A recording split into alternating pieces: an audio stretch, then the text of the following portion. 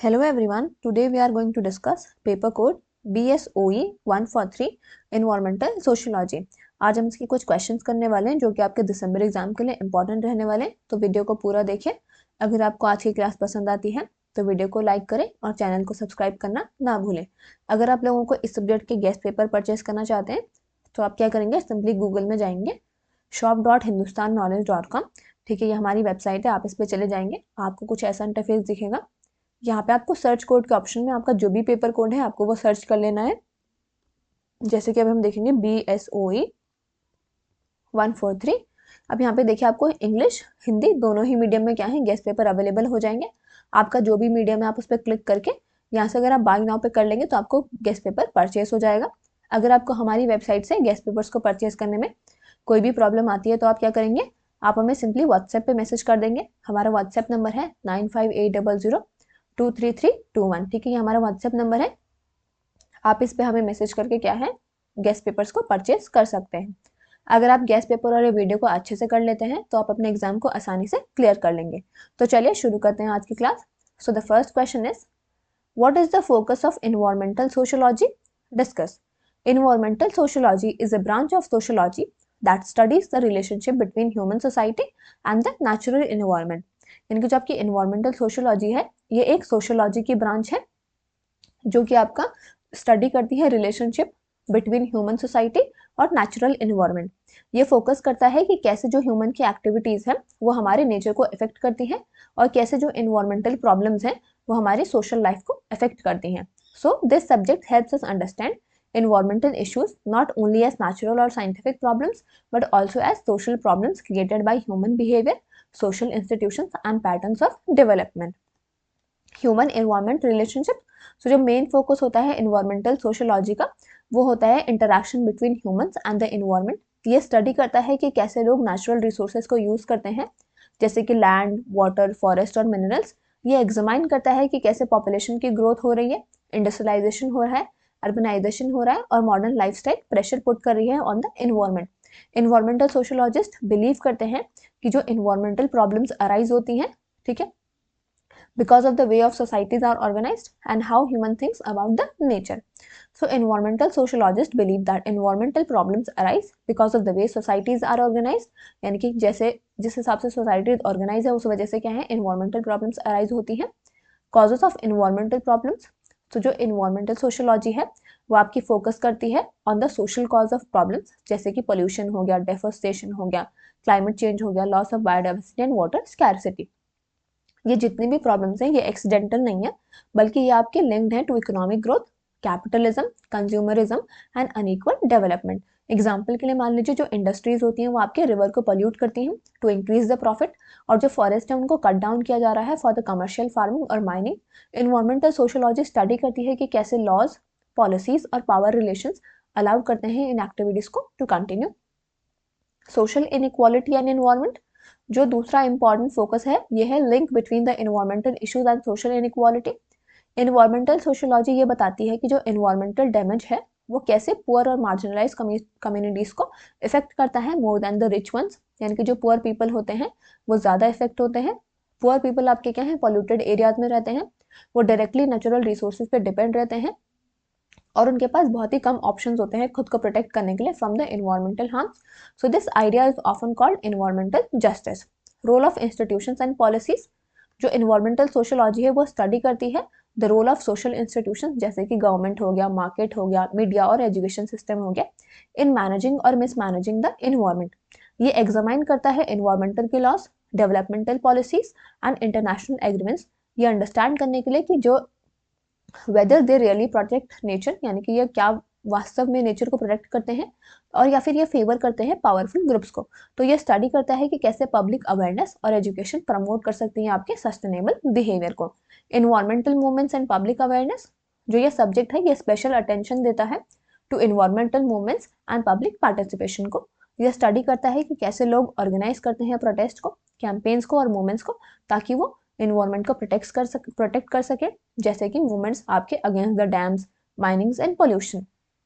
So these movements show that people are not only victims but also active agents of change. In conclusion, we can say that the focus of environmental sociology is to understand environmental problems as social problems, यानी कि जो focus है आपके environmental sociology का वो ये है कि हमें इन्वायरमेंटल प्रॉब्लम्स को समझना है एज सोशल प्रॉब्लम्स। ये हेल्प करता है हमें देखने में कि कैसे ह्यूमन के एक्शंस सोशल स्ट्रक्चर और अनइक्वल पावर रिलेशन शेप करते हैं हमारे इन्वायरमेंट को। By studying society and nature together, environmental sociology aim करती है to promote sustainable development, environmental justice and a balanced relationship between the human and nature. यहाँ पे आपका पहला क्वेश्चन कंप्लीट हो गया। अब हम नेक्स्ट क्वेश्चन की ओर चलेंगे। अगर आपने अभी तक चैनल को सब्सक्राइब नहीं किया है तो चैनल को सब्सक्राइब कर लें, साथ ही में हमारे टेलीग्राम ग्रुप में भी ज्वाइन कर लीजिएगा, जिसका की लिंक आपको डिस्क्रिप्शन बॉक्स में दिया गया। So the next question is, what is ecofeminism? Discuss. So ecofeminism is a social and philosophical movement that connects the operation of women with the exploitation of nature। यानी कि जो आपका ecofeminism है एक social और फिलोसफिकल मूवमेंट है जो कि कनेक्ट करता है ऑपरेशन ऑफ वुमेन को with the exploitation of nature.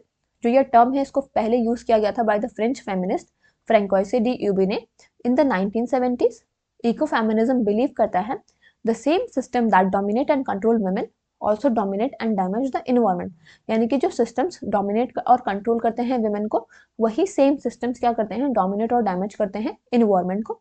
Therefore the liberation of women and the protection of nature are closely linked, यानी कि जो लिबरेशन है वुमेन का और प्रोटेक्शन है नेचर का वो क्लोजली लिंक्ड है। Now we will look what is the meaning of ecofeminism. Ecofeminism क्या करता है, आर्ग्यू करता है कि जो पैट्रियार्कल सोसाइटी है एक ऐसी सोसाइटी जहाँ पे कि मेन पावर को होल्ड करते हैं। They treats both women and nature as resources to be used and control. वो क्या करते हैं, वुमेन और नेचर को दोनों को ही रिसोर्सेज समझते हैं जिनको कि यूज करना है और बस कंट्रोल करना है। वुमेन को ऑफन एसोसिएट किया जाता है नेचर के साथ, केयर के साथ और नर्चरिंग के साथ, वाइल मैन को लिंक करते हैं with power, control and profit. So इस थिंकिंग की वजह से जो इन्वायरमेंट और वुमेन है वो दोनों ही एक्सप्लॉयटेशन को सफर करती हैं। इको फेमिनिस्ट ये बोलते हैं कि respecting women and nature together can lead to a more just and sustainable world. Now we will look what are the key ideas of ecofeminism. So one of the most important idea of ecofeminism is that women have a close relationship with nature, यानी कि जो women है उनका बहुत ही close relationship है आपका nature के साथ। एक बहुत सारी सोसाइटीज में हमें क्या देखने को मिलता है, स्पेशली रूरल सोसाइटीज में, रूरल एरियाज में जो वुमेन है वो रिस्पॉन्सिबल होते हैं for collecting water, fuel and food. Environmental damage जैसे कि डेफोरेस्टेशन हो गया, पॉल्यूशन हो गया और क्लाइमेट चेंज हो गया, ये वुमेन को बहुत ही सीवियरली इफेक्ट करते हैं। Therefore women often becomes leaders in environmental protection movements. Another key idea is the criticism of modern development. So जो इको फेमिनिस्ट है वो आर्ग्यू करते हैं जो इंडस्ट्रियलाइजेशन है, कंज्यूमरिज्म है और प्रॉफिट ओरिएंटेड डेवलपमेंट है ये नेचर को हार्म करता है और इनइक्वालिटी को इंक्रीज करता है। ये सपोर्ट करते हैं डेवलपमेंट को जो कि केयरिंग हो, कोऑपरेटिव हो और सस्टेनेबल हो rather than competitive and exploitative. Eco feminism also promotes values जैसे कि value of care, cooperation and respect instead of domination and control. ये एनकरेज करता है हार्मनी को between humans and nature and equality between men and women. Eco feminism in practice, बहुत सारे जो environmental movements होते हैं वो रिफ्लेक्ट करते हैं इको फेमिनिस्ट आइडियाज को। इंडिया में देखा जाए जो आपका चिपको मूवमेंट है ये बहुत ही एक अच्छा एग्जाम्पल रहेगा, जहाँ पे कि जो विलेज वुमेन थी उन्होंने क्या किया, ट्रीज को प्रोटेक्ट किया by hugging them to stop the deforestation. So women leaders जैसे कि वंदना शिवा इन्होंने स्ट्रांगली सपोर्ट किया है इको फेमिनिज्म को by linking the environmental protection with women's rights and traditional knowledge. In conclusion we can say that जो आपका eco feminism है ये एक इंपॉर्टेंट अप्रोच है जो कि हाईलाइट करता है the connection between gender equality and environmental protection.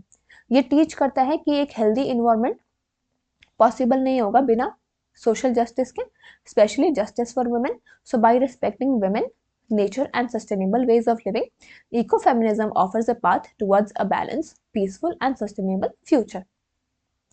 Now we will move to the next question. What are the basis of anti-mining movements in India? Discuss. So anti-mining movements in India are social movements that oppose harmful mining activities.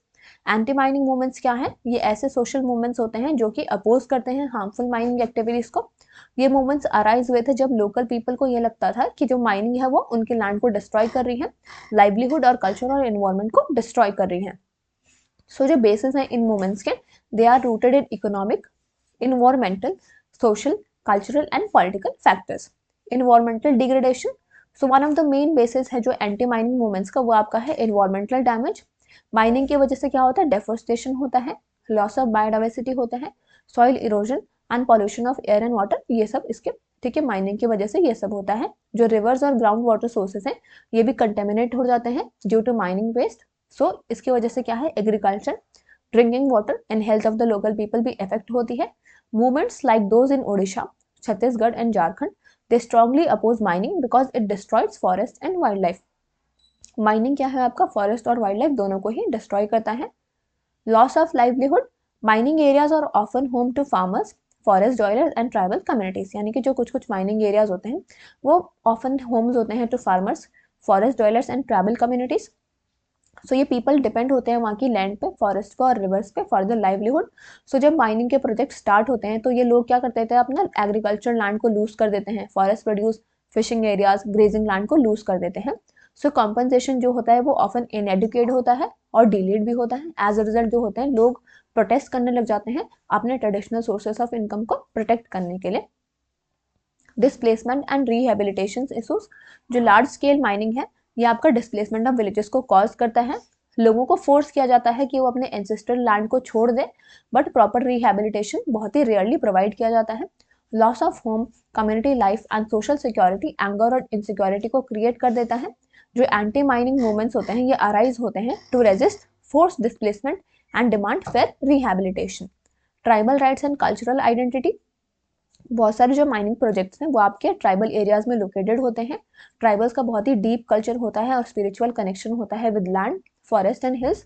सो जो mining है वो threaten करता है sacred sites को and traditional lifestyle को। Movement जैसे कि Niyamgiri movement हुआ था आपका उड़ीसा में, it was based on the protection of tribal rights and cultural identity. Health hazards, mining की वजह से क्या होता है, बहुत ही सीरियस हेल्थ प्रॉब्लम्स होते हैं। जो आपकी डस्ट होती है माइन से वो आपको रेस्पिरेटरी डिजीजेस कॉज करती है, और जबकि जो पोल्यूटेड वाटर होता है उससे स्किन और स्टमक डिजीजेस हो सकती हैं। नॉइज पॉल्यूशन एंड एक्सीडेंट्स बहुत ही कॉमन होते हैं इसमें। लोकल पीपल क्या होते हैं, अपोज करते हैं माइनिंग को ताकि वो अपनी हेल्थ को प्रोटेक्ट कर सके और फ्यूचर जनरेशन को प्रोटेक्ट कर सके। Exploitation and inequality, anti mining movements क्या करते हैं, they also arise due to unequal distribution of benefits.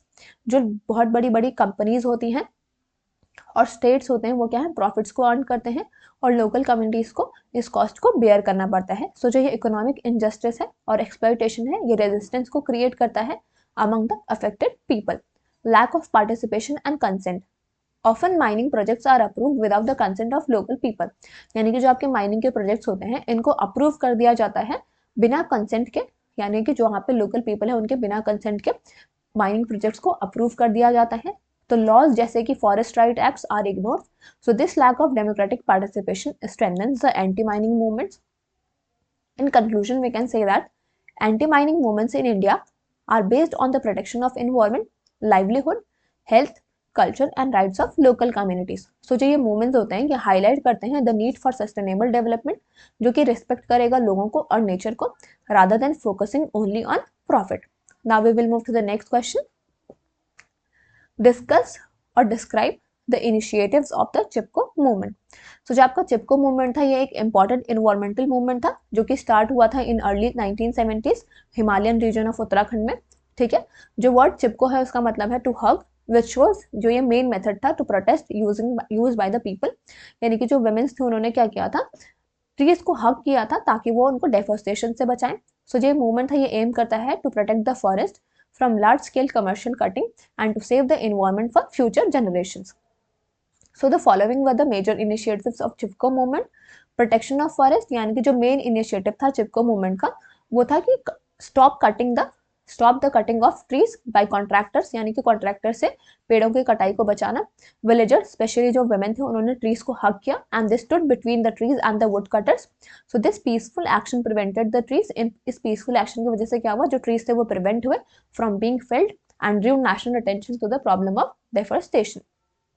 Role of women, women ने क्या किया है, बहुत ही एक लीडिंग रोल प्ले किया है इस मूवमेंट में। उन्होंने अंडरस्टूड किया कि जो फॉरेस्ट है वो बहुत ही एसेंशियल है उनके डेली नीड्स के लिए, जैसे कि firewood, fodder, water and food. Leaders जैसे कि गौरा देवी उन्होंने पूरे विलेज के वुमेन को इंस्पायर किया ताकि वो फॉरेस्ट को प्रोटेक्ट करें, which was a source of life and livelihood. ये इनिशिएटिव ने हाईलाइट किया the close relationship between the women and nature.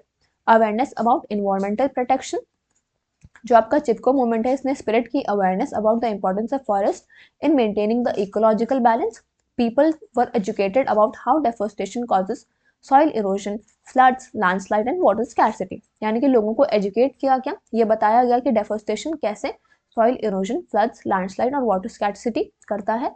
Songs, slogans और पब्लिक मीटिंग्स को यूज किया गया था ताकि इन्वायरमेंटल अवेयरनेस को स्प्रेड कर सके विलेजर्स के among. Promotion of sustainable use of forest, जो दूसरा इंपॉर्टेंट इनिशिएटिव था वो था कि demand for the sustainable and community based forest management.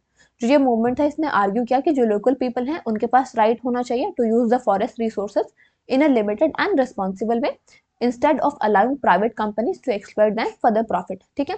Non violent method of protest, जो चिपको मूवमेंट है इसने फॉलो किया था Gandhian principle of non violence को. यहाँ पे नो वायलेंट प्रोटेस्ट हुआ था और destruction of the property. Hugging trees symbolize love, care and peaceful resistance, यानी कि जैसे इन्होंने ट्रीज को हग किया था वो आपका सिंबलाइज करता है लव, केयर और पीसफुल रेजिस्टेंस को, making the movement morally strong and widely respected. Influence on government policies, so as a result of the movement जो गवर्नमेंट है उन्होंने इम्पोज किया a 15-year ban on green felling in the Himalayan forest of Uttar Pradesh. ये एक major success थी और इसने दिखाया कि कैसे जो लोगों के इनिशिएटिव्स होते हैं वो हमारे एनवायरमेंटल पॉलिसीज को इन्फ्लुएंस करती हैं.